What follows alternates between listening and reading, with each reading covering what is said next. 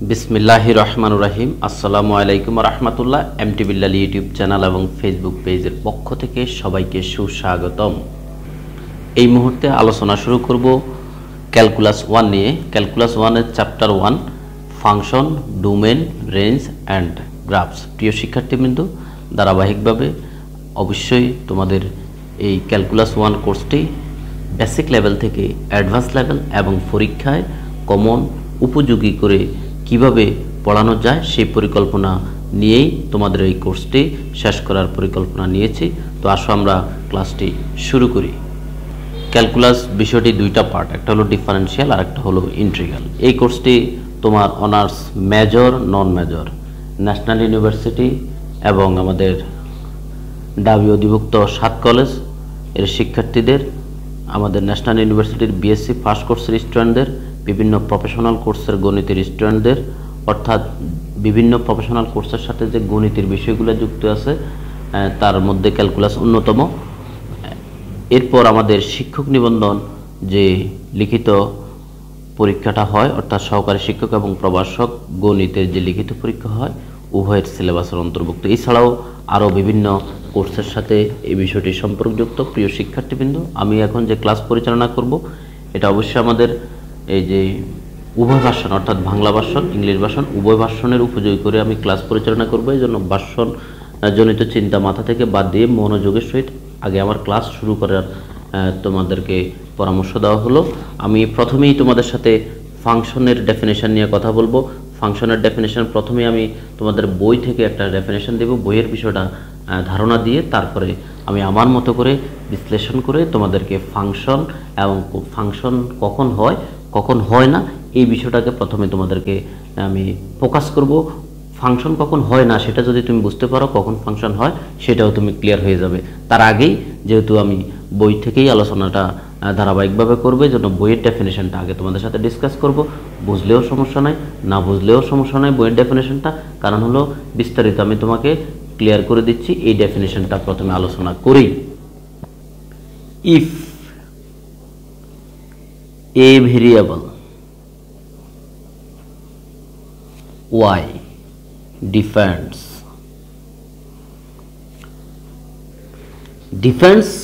on a variable x, যদি একটি চলক y ডিপেন্ডস নির্ভর করে on a variable x, একটি ভেরিয়েবল বা একটি চলক x এর উপর ইন এ সাচ হয় এমন ভাবে, তাহলে বাংলায় যদি আমি বলি, বাংলায় তুমি যদি ডেফিনেশনটা লিখতে চাও তুমি কিভাবে লিখবে?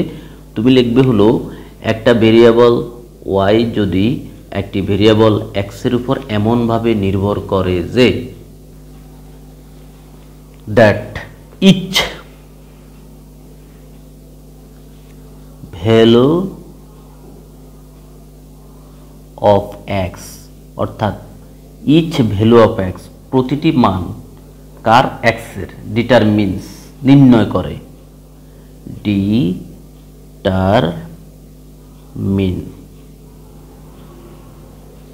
ডিটারমিন শর্ত নির্ণয় করে exactly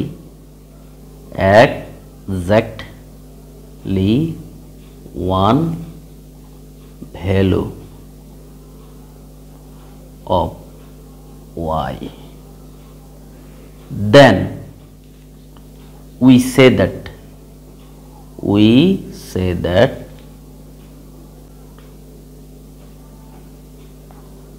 y is a function of x। তখন আমরা বলি কি, দেখো এখানে আমাদের এই ডেফিনেশনটার মধ্যে একটা ইম্পর্টেন্ট কথা হলো এই যে এখান থেকে each value of x determines নির্ণয় করে এক্স্যাক্টলি এ ওয়ান ভ্যালুস। এই কথাটা সবচেয়ে important, exactly one value of y, অর্থাৎ এক্স এর প্রতিটি মান নির্ণয় করে exactly one value of y, y এর একটি নির্দিষ্ট মান নির্ণয় করে। দেন উই সে দ্যাট, তখন আমরা এই ওয়াইটাকে বলি is a function of x. ওয়াইটা হলো তখন আমরা বলি যে এক্স এর ফাংশন। প্রিয় শিক্ষার্থীবৃন্দ, তাহলে মূল কথাটা দাঁড়ালো কি, এখানে আমাদের আলোচনায় যা বের হয়ে আসলো, আমি যদি বাংলায় তোমাদেরকে বলি লিখে দিলে লিখে দিতে পারি, অথবা আমি বলি তোমরা লিখে নিও যে একটি স্বাধীন চলক, একটি চলক ওয়াই যদি অপর একটি চলক এক্স এর উপর এমনভাবে নির্ভর করে যে এক্স এর প্রতিটি মানের জন্য ওয়াই এর একটি নির্দিষ্ট মান নির্ণয় হয়, তখন ওয়াইটাকে এক্স এর ফাংশন বলে। এটা তুমি বাংলায় লিখতে পারো। এখন যদি তুমি আমাকে বলো স্যার আপনি তো ডেফিনেশনটা বাংলায় লিখে দিলেন না, তো আমি ইংলিশ থেকে বাংলায় কিভাবে লিখব, তাহলে তোমাকে বলবো যে তুমি আরেকবার আমার কথা শুনো, তারপর তুমি নিজেই লিখতে পারবে। আমি বোঝানোর স্বার্থে বা আমার লেখা সুবিধার্থে আমি ইংরেজিতে লিখেছি। আমি আগে বলেছি আমি উভয় ভার্সনের জন্য ক্লাসটা কিন্তু পরিচালনা করতেছি, অতএব এটা নিয়ে দ্বিধাদ্বন্দ্ব হেজিটেশন ছড়ানোর কোনো কিছুই নাই। প্রিয় শিক্ষার্থীবৃন্দ, এখানে আমাদের মূল কথাটা হলো যে আমরা নর্মালি আমাদের আলোচনায় আমরা যখন কাজ করি বা নর্মালি আমরা এক্সটাকে স্বাধীন চলক বলি, ওয়াইটাকে তার উপর অধীন বা নির্ভরশীল চলক বলি। অর্থাৎ এক্স চলকের মানটা আমরা ইচ্ছা খুশি নিয়ে ওয়াই চলকের মানটা যেহেতু বের হয়, এই জন্য ওয়াইটা হলো এক্সের উপর অধীন। এখন মূল কথাটা হলো এই যে এক্সের প্রতিটি মানের জন্য ওয়াইয়ের যদি এক্সের প্রতিটি মান, এই কথাটা প্রতিটি শব্দটা একটু পরে দেখবে, এটার বিস্তারিত আমি আলোচনা করব। প্রতিটি মানের জন্য এটা কিন্তু আমাদের খুব একটা ভাইটাল ওয়ার্ড, একটু পরেই কাজে লাগবে। ফাংশন কখন হয় না সেটা বোঝার জন্য ইচ ভ্যালু অফ এক্স, এক্সের প্রতিটি মানের জন্য ডিটারমিন্স নির্ণয় হয় এক্স্যাক্টলি ওয়ান ভ্যালু, নির্দিষ্ট মান, নির্দিষ্ট একটা মান কার, ওয়াই এর। এক্সের প্রতিটি মানের জন্য ওয়াই এর নির্দিষ্ট একটি মান নির্ণয় হয়, তখন ওই ওয়াইটাকে আমরা এক্সের ফাংশন বলি। আর এটাকে আমরা এক্সপ্রেস করি, যখন আমরা এটাকে এক্সপ্রেস করতে চাই ধরো, তখন আমরা এটাকে এইভাবে প্রকাশ করি। ইফ যদি আমরা কনসিডার বিবেচনা করি, মানে ধরে নিই আর কি, if we consider x is তোমার ইন্ডিপেন্ডেন্ট ভেরিয়েবল, ইনডিপেন্ডেন্ট। দেখো আমরা নর্মালি বলি যে এক্স স্বাধীন চলক, আসলে এটা আমরা কনসিডার করি, আমরা ধরে নিই, ঠিক আছে। We consider x is independent variable, ভেরিয়েবলকে আর্গুমেন্টও বলা যায়, variable, and y is dependent variable of x, then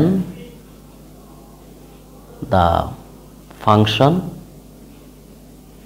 express, তখন আমরা ফাংশনটিকে এক্সপ্রেস করি by the equation y equal to f of x। আশা করি কথাটা তোমরা মোটামুটি হলেও বুঝতে পেরেছো। এই যে তখন আমরা এইভাবে প্রকাশ করি, কখন, যখন আমরা নিজেরাই কনসিডার করি বা আমাদের আলোচনায় কনসিডার করে যে x is independent variable, x হলো স্বাধীন চলক, and y is dependent variable, y হলো নির্ভরশীল, y is dependent variable of x, ওয়াইটা হলো নির্ভরশীল বা অধীন কার উপরে, এক্স এর উপরে। দেন দ্য ফাংশন এক্সপ্রেস, তখন আমরা ফাংশনটাকে প্রকাশ করি by the equation y equal to f of x. আশা করি তোমরা কিছুটা হলেও বুঝেছো।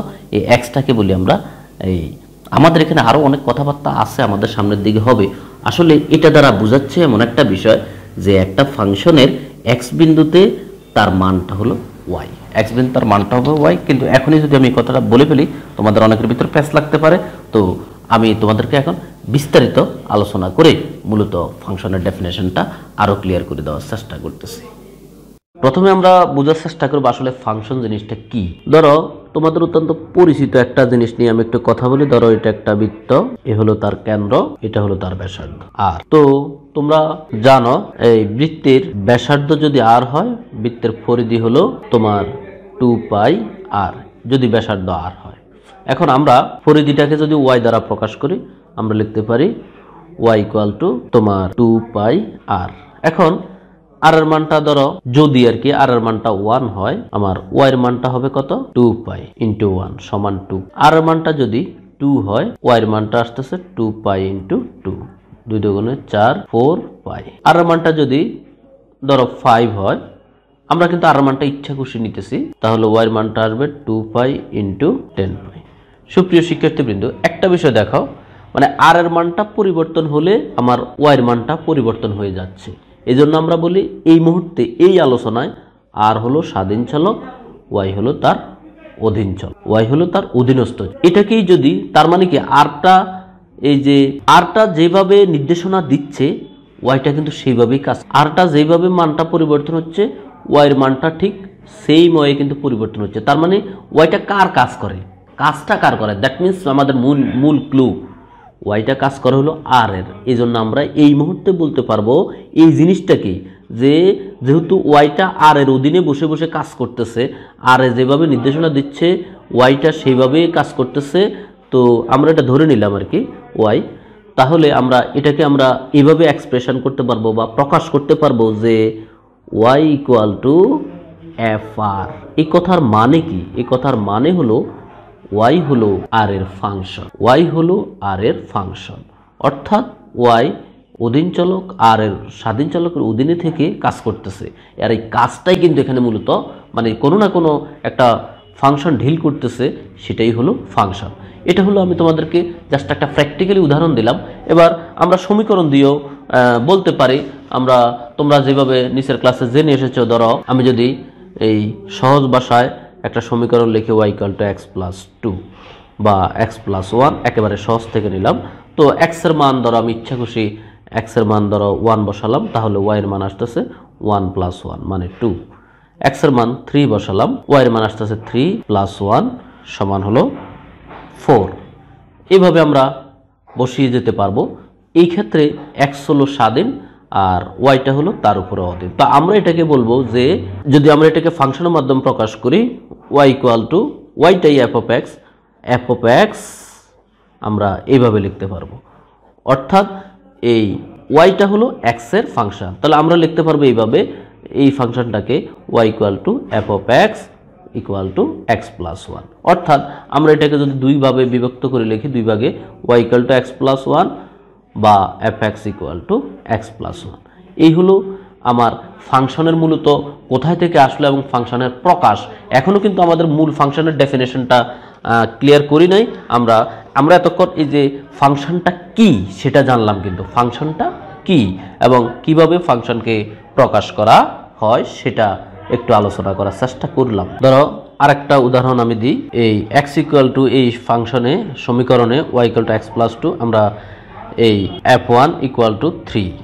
আবার যদি আমরা 2 বসাই f2 ইকুয়াল টু 4, যদি আমরা 3 বসাই f3 ইকুয়াল টু 3 + 2 হলো 5।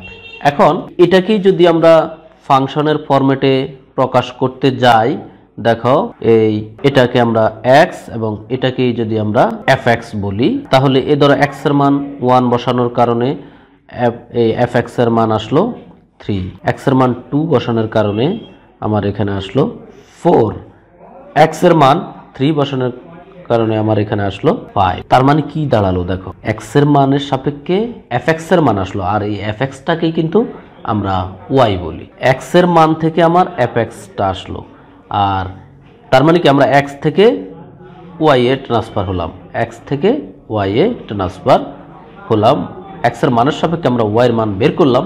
তো এটাকেই আমরা প্রকাশ করি এইভাবে fx equal to y, fx equal to y বা y equal two f of x।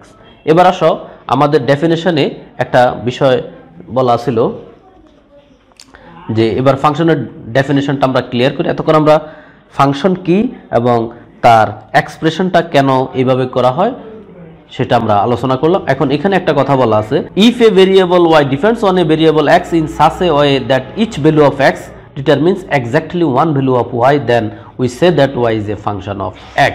এই যে এক্স্যাক্টলি ওয়ান ভ্যালু মানে যদি x এর প্রতিটি মান y এর কোনো নির্দিষ্ট মানকে নির্ণয় করে তখন আমরা এটাকে ফাংশন বলি।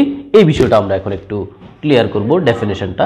আমি তোমাদেরকে কয়েকটা চিত্রের আলোকে জিনিসটা একটু বোঝানোর চেষ্টা করি। আসো তো দেখো স্ক্রিনের মধ্যে এখানে উপরে লেখা ফাংশনের সংজ্ঞার বিশ্লেষণ। আমি পাশাপাশি তুলনামূলক দুইটা চিত্র উপস্থাপন করেছি। এটাতে লেখা আছে এটা ফাংশন, এখানে লেখা আছে এটা ফাংশন নয়। তো দেখো এখানে দেখো ডোমেন বা এক্স এর মধ্যে আছে A B C, R fx এর মধ্যে অর্থাৎ y এর মধ্যে আছে 4 5 9। আমি এখানে দেখালাম যে a থেকে x এর মান a হলে y এর মান 4, এটা হলো ধারণা বা ধরে নেওয়া। x এর মান b হলে y এর মান 5, x এর মান c হলে y এর মান 9।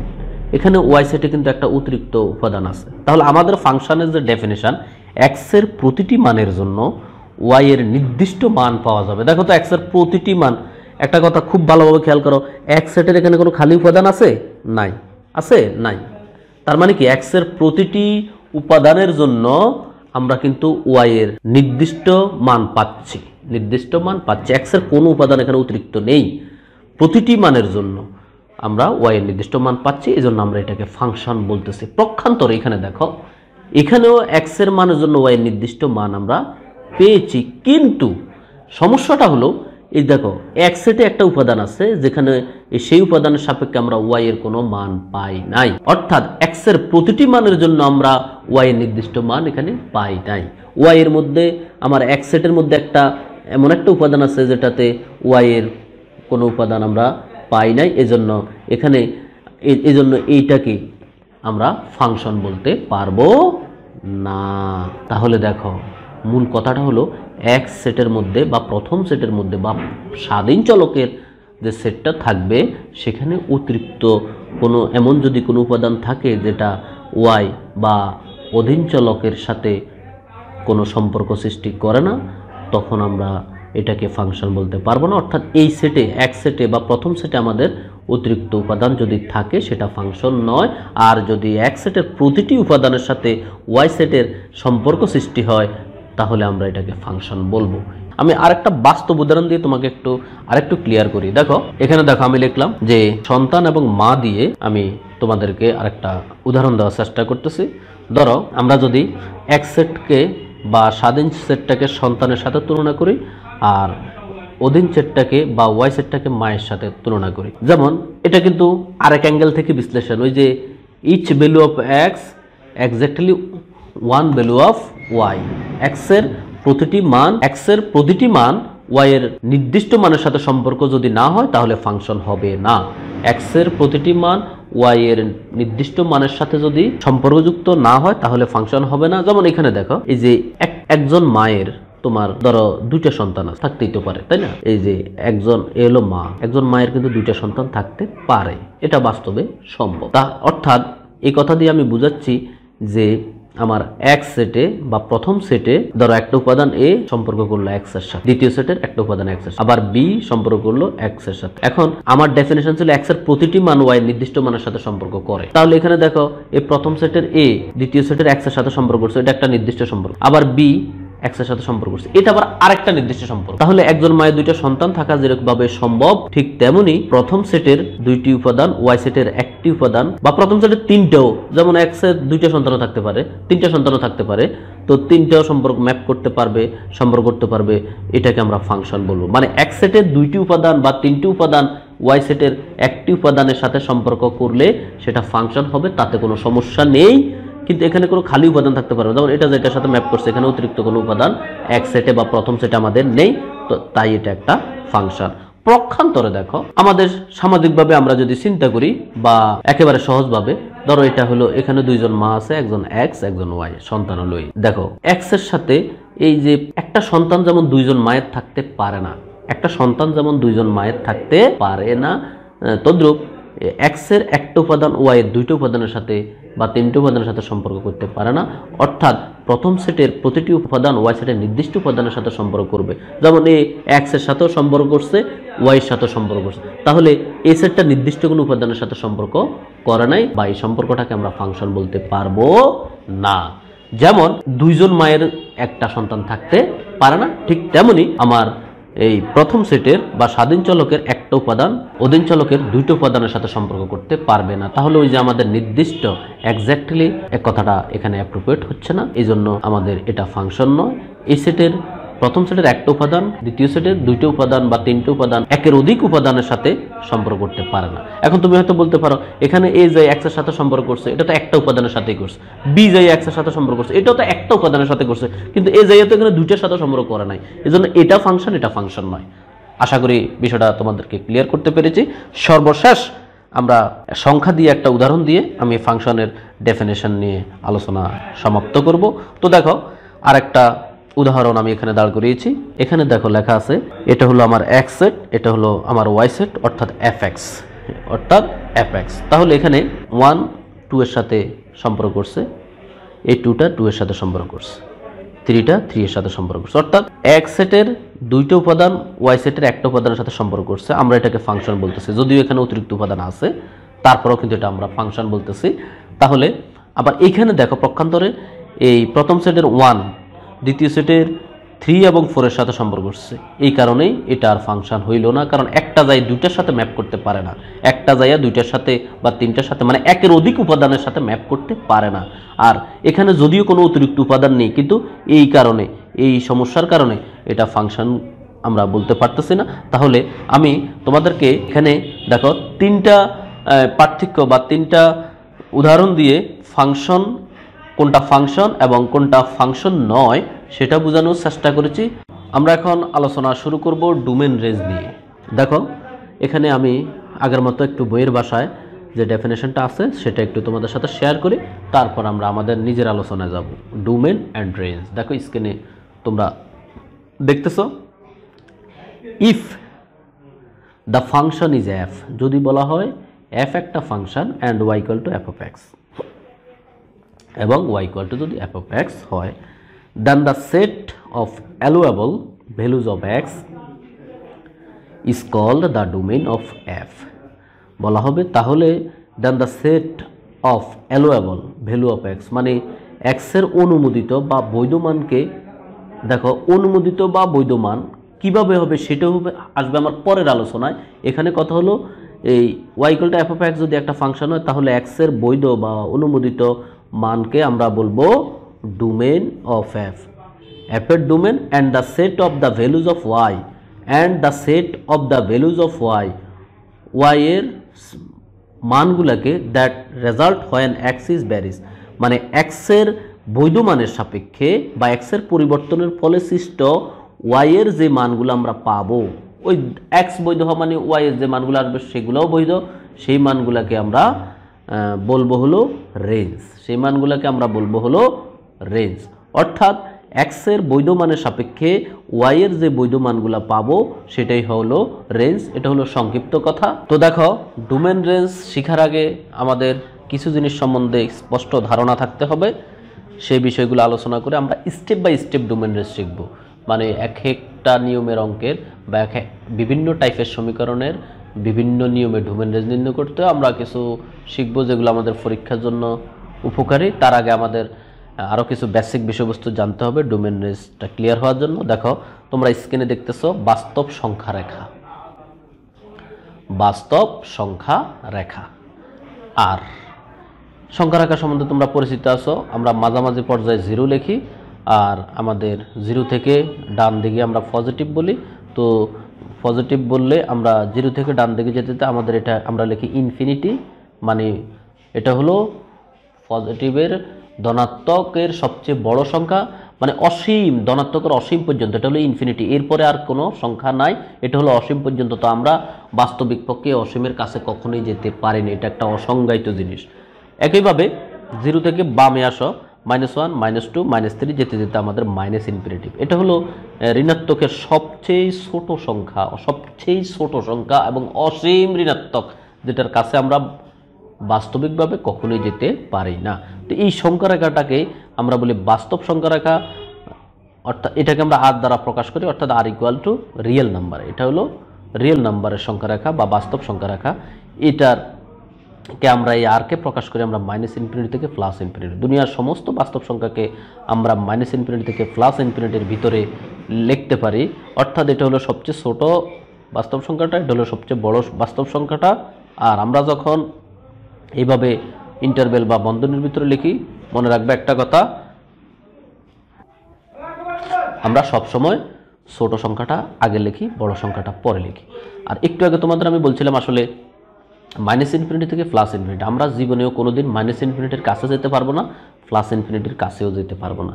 এই জন্য এখানে আমরা প্রথম বন্ধনী ব্যবহার করি, অর্থাৎ মাইনাস ইনফিনিটি থেকে প্লাস ইনফিনিটির ভিতরে, মাইনাস ইনফিনিটি এবং প্লাস ইনফিনিটি এই দুইটার ভিতরের সংখ্যাগুলো নিয়ে আমরা কাজ করতে পারবো। এই প্রথম বন্ধনী দিয়ে দেওয়ার অর্থ হলো আমাদের এই যে মাইনাস ইনফিনিটি এবং প্লাস ইনফিনিটি আমাদের এর ভিতরের বিন্দুগুলো নিয়ে আমরা কাজ করব, অর্থাৎ মাইনাস ইনফিনিটি আমাদের আলোচনা নাই, প্লাস ইনফিনিটি আলোচনা নাই। তবে বাস্তব সংখ্যা বললে মাইনাস ইনফিনিটি থেকে প্লাস ইনফিনিটির ভিতরেই আমাদের হিসাব করতে হবে, এর ভিতরে, এই দুইটা বাদ দিয়ে, কিন্তু এই দুইটার ভিতরে। এটাই হলো আমাদের এই আর এর পরিচয়, মাইনাস ইনফিনিটি থেকে প্লাস ইনফিনিটি। এখন আমরা বাস্তব সংখ্যা রাখাটা একটু বুঝলাম। এখন আমাদের আরও বেশি স্পষ্ট ধারণা থাকতে হবে ইন্টারভ্যাল বা বন্ধনী নিয়ে। যদি আমরা ডোমেন, রেঞ্জ এই জিনিসটা ক্লিয়ার হতে চাই, দেখো আমি স্ক্রিনে তোমরা দেখতেছো, আমি তোমাদের জন্য আগে জিনিসগুলো রেডি করে রেখেছি। এখানে লেখা আছে তিনটা জিনিস, ইন্টারভ্যাল, ইনইকুয়ালিটি, ইন্টারভ্যাল নেম। মানে একটা জিনিসকে আমরা বন্ধনীর সাহায্যে প্রকাশ, আর অসমতার সাহায্যে প্রকাশ, এবং এটার নাম কি, এই তিনটা জিনিস নিয়ে আমাদের এখন আমাদের স্পষ্ট ধারণা থাকতে হবে। যেমন প্রথমটা আমি লিখলাম x is greater than a less than b. এ কথার অর্থ হলো এক্সের মান এ থেকে বড়, বি থেকে ছোট, অর্থাৎ এও নাই বিও নাই, এ আর বি বাদ দিয়ে। এটাকে আমরা যদি ইন্টারভ্যাল বা বন্ধনীর সাহায্যে লিখি, আমাদের লিখতে হবে এইভাবে, এই প্রথম বন্ধনী দিয়ে এ কমা বি। এটাকে বলা হয় অফ এন ইন্টারভ্যাল, এটাকে বলা হয় অফ এন ইন্টারভ্যাল। তাহলে এ থেকে বড়, বি থেকে ছোট, অর্থাৎ এও নাই বিও নাই, এ নাই বুঝাতে আমরা এই ফার্স্ট ব্র্যাকেট ব্যবহার করি, এটাকে অফ এন ইন্টারভ্যাল বলে। আর এটাকে যদি আমরা সংখ্যার আকারে উপস্থাপন করি, এটা হলো আমাদের সবচেয়ে গুরুত্বপূর্ণ। ধরো আমি এটা আনুমানিক চিত্র অঙ্কন করলাম, এখানে ধরো মাঝামাঝি মূলবিন্দু 0, আর এদিকে এ বি, আর এদিকে মাইনাস এ মাইনাস বি, এইভাবে চলবে। এখন দেখো এখানে আছে লেস দেন, এক্সের মান এ থেকে বড়, এই জন্য এর মধ্যে আমি একটা গোল দিলাম, ইন্ডিকেট করলাম। আবার বি থেকে ছোট, বির মধ্যে আমি একটা গোল দাগ দিলাম।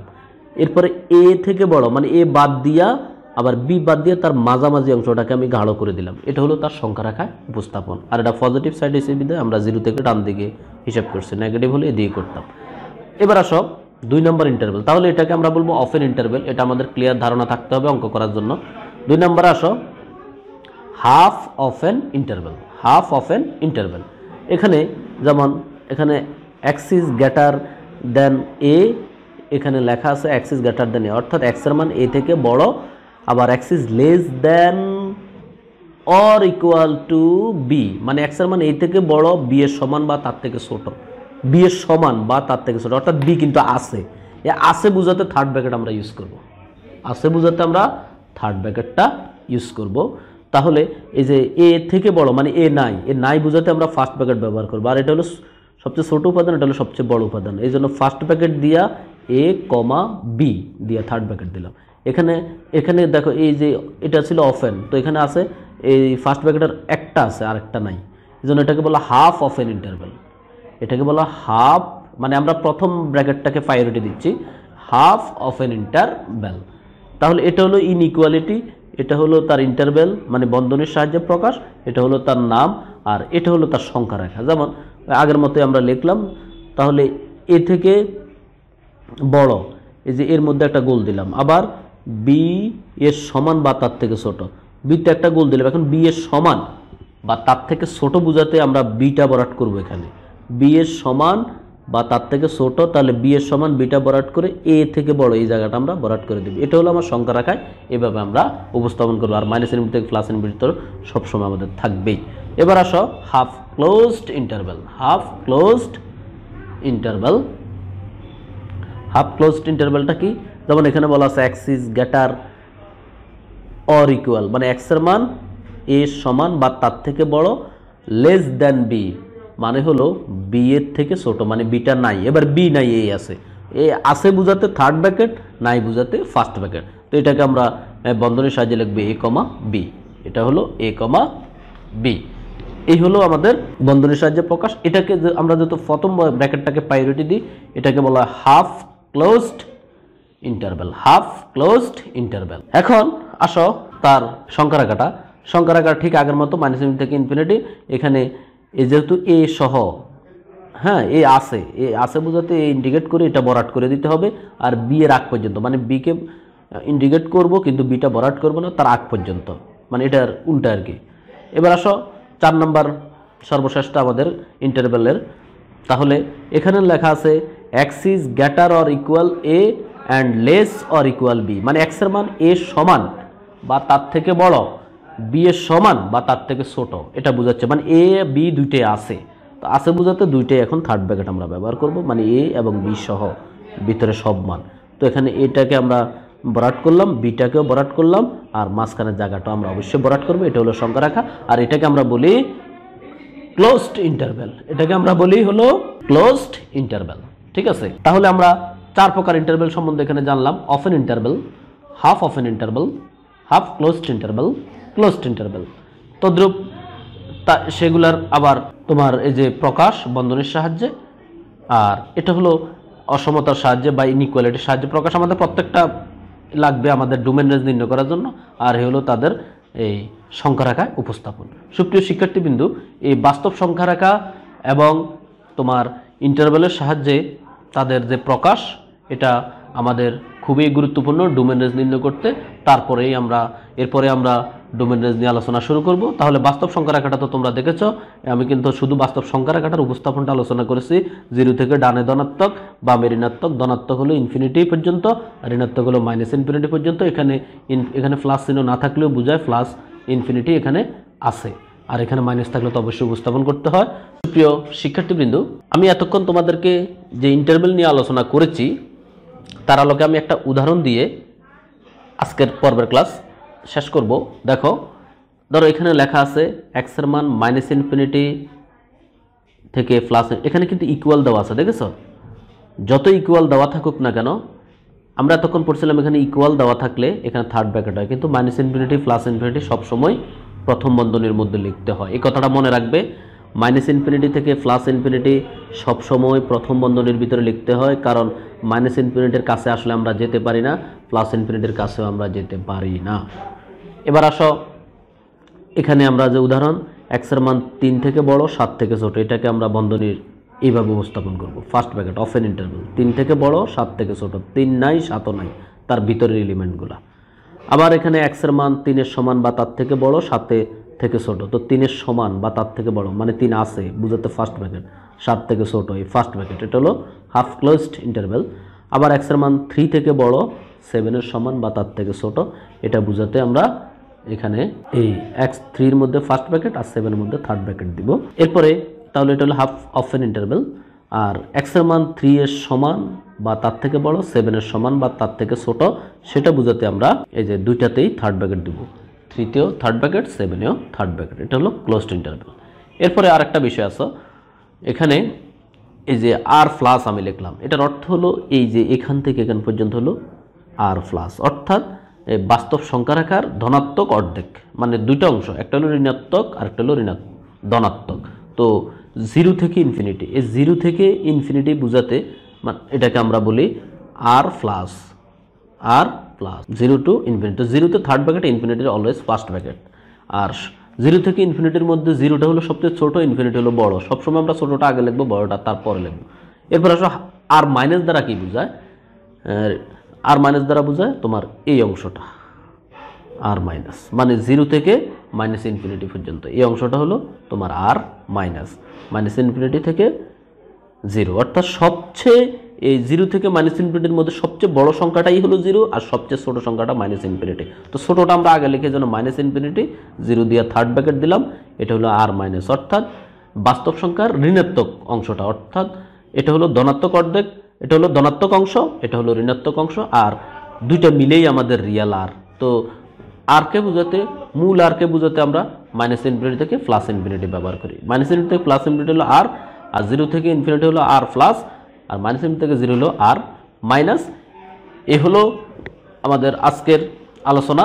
তো তোমরা যদি এই বিষয় এই পর্যন্ত তোমরা ভালোভাবে ক্লিয়ার করো, তাহলে আমি আশা করি আমি পরের পর্বে ধীরে ধীরে তোমাদেরকে বেসিক লেভেল থেকে ডোমেন রেঞ্জ শেখানো শুরু করব, তারপরে আমরা পরীক্ষার উপযোগী করে ডোমেন রেঞ্জ শিখব। আশা করি তোমরা সেই অংশটা ভালোভাবে বোঝার জন্য এই অংশটা শিখে প্রস্তুতি গ্রহণ করবে। আজকের ক্লাস এখানেই সমাপ্ত। আল্লাহ হাফেজ।